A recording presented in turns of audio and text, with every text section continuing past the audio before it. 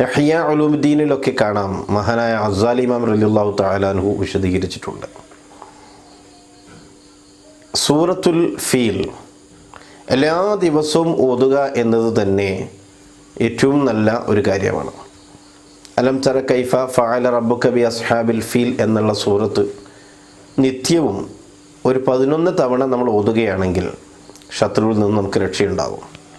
എന്നാൽ അതോടൊപ്പം സുബ്ഹി നിസ്കാരത്തിൻ്റെ മുമ്പ് നിസ്കരിക്കുന്ന 2 റക്അത്ത് സുന്നത്ത്, അഥവാ സുബ്ഹിൻ്റെ മുമ്പുള്ള 2 റക്അത്ത് സുന്നത്ത്, ആ സുന്നത്ത് നിസ്കാരത്തിൽ ഒന്നാമത്തെ റക്അത്തിൽ അലം നശ്റഹ് ലക സദ്റക് എന്ന സൂറത്തും രണ്ടാമത്തെ റക്അത്തുൽ ഫാത്തിഹയ്ക്ക് ശേഷം അലം തറ കൈഫ ഫഅല റബ്ബുക ബി അസ്ഹാബിൽ ഫീൽ എന്ന സൂറത്തും ഓതുകയാണെങ്കിൽ അവന് ശത്രുവിൽ നിന്നുള്ള ശല്യങ്ങൾ ഉണ്ടാവുകയില്ല എന്നാണ്. ശത്രുവിൻ്റെ ഭാഗത്തുനിന്ന് നമുക്ക്